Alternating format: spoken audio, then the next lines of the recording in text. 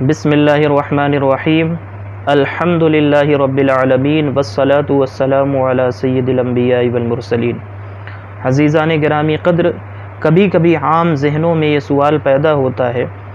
کہ کیا وجہ ہے اللہ رب العزت نے قرآن مجید کو عربی زبان میں نازل فرمایا، کسی اور دوسری زبان میں نازل کیوں نہیں فرمایا؟ تو آج ایک لفظ کو لیتے ہیں اور اسی ایک لفظ سے دیکھتے ہیں کہ عربی زبان میں اللہ رب العزت نے قرآن مجید کو نازل کیوں فرمایا، اس میں کیا حکمتیں ہیں۔ دراصل اس کی اصل وجہ اور اس کی حقیقی حکمتیں تو صرف اللہ رب العزت ہی جاننے والا ہے، جو اس کلام کو نازل فرمانے والا ہے۔ لیکن ایک مثال سے انشاءاللہ تعالی ہمیں معلوم ہو جائے گا کہ عربی زبان کی فصاحت و بلاغت کی شان کیا ہے۔ دیکھیں، انگلش میں وائف کا لفظ بیوی کے لیے جو بولا جاتا ہے، ہر طرح اور ہر حال میں یہ لفظ بولا جاتا ہے۔ کسی بھی طرح کی بیوی ہو اور کوئی بھی حالت ہو، اس کے لیے وائف کا لفظ ہی استعمال ہوگا۔ اسی طرح سے ہندی میں پتنی کا لفظ استعمال ہوگا ہر حال میں ہر طرح کی بیوی کے لیے، اور اردو میں بیوی کا لفظ بیوی کے لیے استعمال ہوگا ہر طرح کی بیوی کے لیے ہر حالت میں۔ لیکن قرآن مجید دیکھیں اور عربی زبان کی اور قرآن کی فصاحت و بلاغت کو دیکھیں اور اس کا اندازہ لگائیں کہ اس زبان میں کتنی وسعتیں ہیں، اور اللہ رب العزت نے جو یہ قرآن مقدس نازل فرمایا ہے، تو جو لفظ جہاں پر نازل ہوا ہے تو اس لفظ کے وہاں ہونے میں بہت سی حکمتیں پنہاں اور پوشیدہ ہیں۔ اب دیکھیں، قرآن پاک میں جو بیوی کے لیے لفظ استعمال ہوا ہے، امرأۃن، زوجۃن اور صاحبۃن، یہ تین طرح کے الفاظ میں آپ کے سامنے رکھ رہا ہوں، اور قرآن مجید میں سے ہم بہت ہی سرسری طور پر اور بہت ہی تیزی کے ساتھ ہم ان تینوں الفاظ کو دیکھیں گے کہ اللہ رب العزت نے ان تینوں کو جہاں جہاں پر استعمال فرمایا ہے تو وہاں اس لفظ کے ہونے کی کیا حکمتیں ہیں۔ دیکھیں، تین طرح کے لفظ میں نے آپ کے سامنے ذکر کیے ہیں، امرأہ، زوجہ اور صاحبہ۔ امرأۃن، یہ قرآن مجید میں جہاں پر بھی ذکر ہوا ہے، یہ اس بیوی کے لیے استعمال ہوا ہے کہ جس بیوی کے ساتھ اس کے شوہر کا صرف اور صرف جسمانی تعلق ہو، اس کے ساتھ کوئی ذہنی اور فکری تعلق نہ ہو،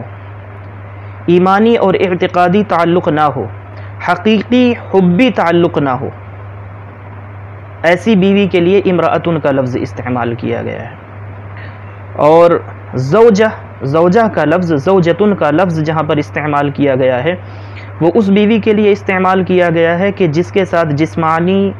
ذہنی، فکری، عملی، اعتقادی اور حقیقی حبی تعلق بھی ہو۔ اور صاحبۃن کا لفظ اس بیوی کے لیے استعمال کیا گیا ہے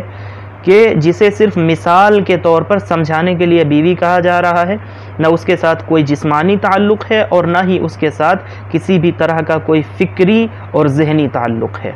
اب ان تینوں کی مثالیں آپ دیکھ لیں تو آپ کو قرآن پاک کی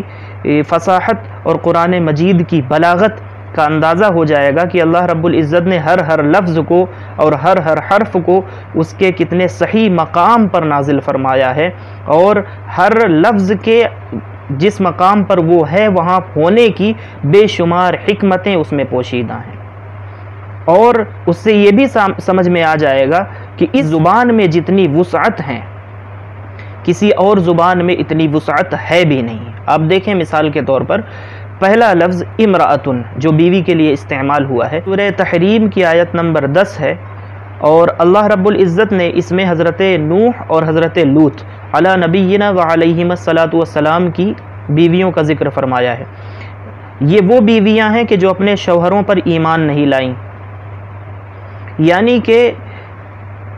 حضرت نوح اور حضرت لوط علی نبینا و علیہم الصلاۃ والسلام کی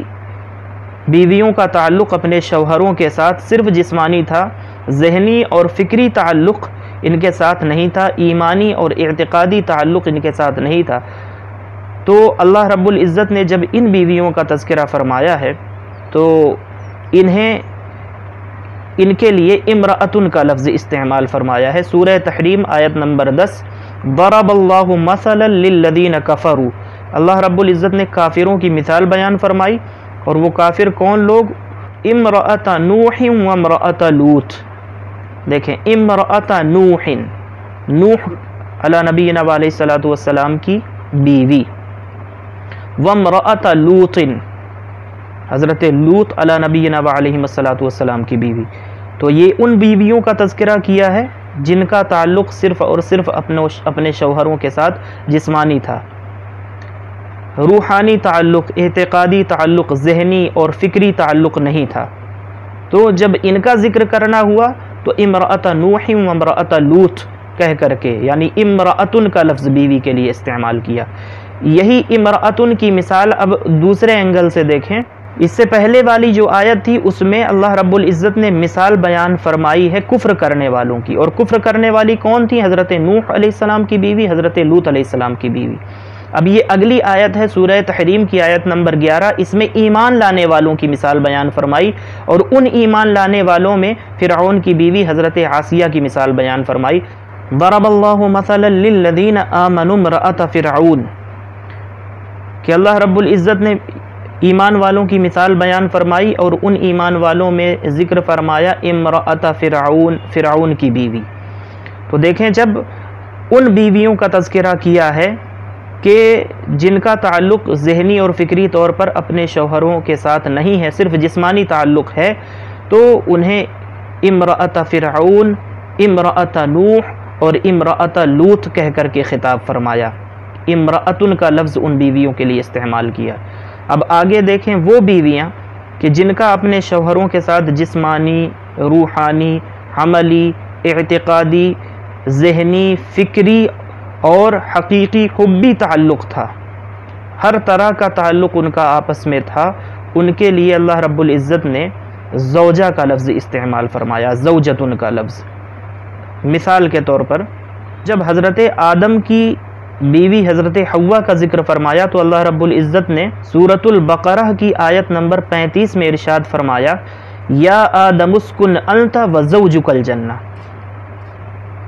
امرأتک الجنہ نہیں فرمایا، وزوجک الجنہ فرمایا، یا آدم اسکن انت وزوجک الجنہ فرمایا۔ اور اسی طرح سے حضور سید عالم صلی اللہ تعالی علیہ وسلم کی ازواج مطہرات کا جب ذکر فرمایا تو چونکہ حضور پاک علیہ الصلوۃ والسلام کا اپنی بیویوں سے اور حضور پاک علیہ الصلوۃ والسلام کی ازواج مطہرات کا حضور سید عالم صلی اللہ تعالی علیہ وسلم کے ساتھ جو تعلق تھا وہ جسمانی تعلق کے ساتھ ساتھ عملی، اعتقادی، فکری، ذہنی اور حقیقی حبی تعلق آپس میں ایک دوسرے کے ساتھ تھا، اس لیے جب ان کا بھی ذکر فرمایا تو سورۃ الاحزاب کی آیت نمبر 59 میں اللہ رب العزت نے ارشاد فرمایا، یا ایھا النبی قل لازواجک، دیکھیں زوجتن کی جمع ازواج کا اللہ رب العزت نے یہاں پر لفظ استعمال فرمایا ہے، یا ایھا النبی قل لازواجک، اے نبی پاک علیہ الصلوۃ والسلام آپ اپنی ازواج مطہرات سے ارشاد فرمائیں۔ تو یہ دو مثالیں ہو گئیں، ایک امرأتن اور دوسری زوجتن۔ امرأتن اس بیوی کے لیے استعمال ہوا ہے کہ جس بیوی کا تعلق اپنے شوہر کے ساتھ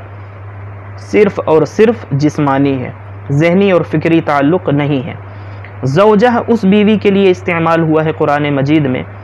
کہ جس بیوی کا تعلق اپنے شوہر کے ساتھ جسمانی بھی ہے، ذہنی اور فکری تعلق بھی ہے، عملی اور اعتقادی تعلق بھی ہے، اور حقیقی حبی تعلق ہے، جیسے کہ حضرت آدم و حوا اور حضور پاک علیہ الصلوۃ والسلام کا تعلق اپنی ازواج مطہرات کے ساتھ۔ اب تیسری مثال دیکھیں کہ سورۃ الانعام کی آیت نمبر 101 میں اللہ رب العزت نے جب یہ بتانا چاہا کہ نہ میری کوئی اولاد ہے اور اولاد کیسے ہو سکتی ہے کہ جبکہ میری کوئی بیوی ہی نہیں ہے، تو یہ جب سمجھانے کے لیے اللہ رب العزت نے لفظ اپنے لیے استعمال فرمایا تو انا یکون لہ ولد ولم تکن لہ صاحبہ، صاحبۃ کا لفظ استعمال فرمایا۔ صاحبتن کا لفظ اس لیے استعمال فرمایا کہ صرف سمجھانے کے لیے یہ ذکر کرنا مقصود تھا، اور صاحبہ اس بیوی کے لیے استعمال ہوتا ہے کہ جس کے ساتھ نہ کسی طرح کا کوئی تعلق نہ ہو، نہ ذہنی نہ فکری نہ جسمانی کوئی تعلق نہ ہو۔ تو اللہ رب العزت کی ذات پاک ہے کہ اس کا تعلق کسی کے ساتھ کوئی جسمانی ہو یا ذہنی یا فکری ہو، وہ ہر طرح کے تعلقات سے پاک ہے۔ اس لیے جب اپنے لیے بیوی کی مثال دے کر کے سمجھانا مقصود ہوا، انا یکون لہ ولد، کہ اس ذات پاک کا کوئی بیٹا کیسے ہو سکتا ہے، انا یکون لہ ولد ولم تکن لہ صاحبہ، جبکہ اس کی کوئی بیوی ہی نہیں ہے۔ یہ کہنا سمجھانے کے لیے جب مقصود ہوا اور نصارہ کا رد کرنا مقصود ہوا، جو کہ حضرت سیدنا عیسیٰ علی نبینا علیہ الصلاۃ والسلام کو معاذ اللہ اللہ کا بیٹا، اور حضرت سیدہ مریم رضی اللہ تعالی عنہا وسلام اللہ تعالی علیہا کو اللہ رب العزت کی بیوی کہتے تھے معاذ اللہ۔ تو اللہ رب العزت نے جب ان کے باطل عقیدے کا رد کرنا چاہا تو فرمایا انا یکون لہ ولد ولم تکن لہ صاحبہ، کہ اس کے کوئی بیٹا کیسے ہو سکتا ہے جبکہ اس کی کوئی بیوی ہی نہیں ہے۔ تو دیکھیں یہاں پر صاحبہ کا لفظ استعمال فرمایا، اور صاحبہ وہاں پر استعمال ہوتا ہے کہ جس بیوی کے ساتھ کسی طرح کا کوئی تعلق نہ ہو۔ اسی طرح سے قیامت کے دن کے لیے جب اللہ رب العزت نے مثال دی ہے کہ وہاں پر چونکہ نفسی نفسی کا عالم ہوگا، کوئی کسی کا پرسان حال نہ ہوگا اور کوئی کسی کو نہیں پہچان رہا ہوگا، ہر ایک کو اپنی پڑی ہوگی۔ سورہ عبس کی آیت نمبر 34 سے 36 کے درمیان اللہ رب العزت نے جو بڑے قریبی اور خصوصی رشتے ہیں ان میں سے چند کا ذکر فرمایا ہے۔ قیامت کے دن کا ذکر کرتے ہوئے فرمایا یوم یفر المرء من اخیہ، جس دن آدمی اپنے بھائی سے دور بھاگے گا، وامہ وابیہ، اپنی ماں سے اپنے باپ سے دور بھاگے گا، وصاحبتہ وبنیہ، اپنی بیوی اور اپنے بچوں سے اپنی اولاد سے دور بھاگے گا۔ تو دیکھیں قیامت کے دن جو سب سے دور بھاگنے میں جب بیوی کا ذکر کرنا وہاں پر مقصود ہوا تو وہاں پر امرأتن یا زوجتن کا لفظ نہیں استعمال فرمایا، وصاحبتہ کی جگہ امرأتہ یا وزوجتہ نہیں استعمال فرمایا، فرمایا وصاحبتہ وبنیہ، اس لیے استعمال فرمایا کہ وہ قیامت کا دن ہوگا، اور اس دن کسی بھی شخص کا اپنی زوجہ کے ساتھ نہ تو کوئی جسمانی تعلق ہو سکے گا، نہ ذہنی اور فکری تعلق ہو سکے گا، اس لیے کہ وہاں پر ہر ایک کو اپنی اپنی پڑی ہوگی۔ تو یہ قرآن مقدس کی شان فصیحانہ و شان بلیغانہ ہے، اور یہ صرف اور صرف اسی زبان کے اندر ایسی فصاحت و بلاغت ہو سکتی تھی یا ہے، اس لیے کہ میں نے آپ کو مثال دی ہے کہ جب انگلش میں آدمی اپنی بیوی کے متعلق کچھ کہنا چاہے گا تو ہر طرح کی بیوی اور کسی بھی طرح کی بیوی ہو اور کسی بھی مقام پر اس کے لیے بات کرنا ہو، صرف ایک ہی لفظ ہے اور وائف کا استعمال ہوگا۔ ہماری اردو زبان میں ہر طرح کی بیوی کے لیے ہر مقام پر ہر جگہ بیوی کا لفظ استعمال ہوگا، اور ہندی میں پتنی کا لفظ استعمال ہوگا۔ تو دنیا کی کسی بھی زبان میں اتنی وسعت نہیں ہے،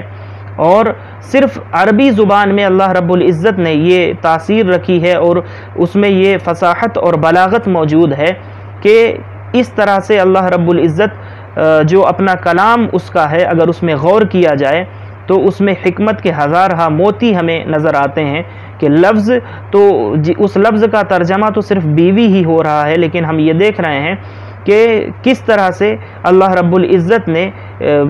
العزت کے کلام میں یہ حکمتیں پوشیدہ ہیں کہ جہاں پر امرأتن کا لفظ استعمال فرمایا وہاں الگ حکمت ہے، اور بیوی کے لیے جہاں زوجہ کا لفظ اللہ رب العزت نے نازل فرمایا وہاں الگ حکمت ہے، اور جہاں صاحبہ کا لفظ استعمال فرمایا وہاں الگ حکمت ہے، اور اس کے علاوہ بھی بہت سی حکمتیں ہوں گی۔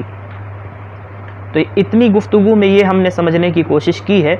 کہ اللہ رب العزت نے قرآن مجید کو جو عربی زبان میں نازل فرمایا ہے اس کی بے شمار حکمتوں میں سے ایک حکمت یہ ہے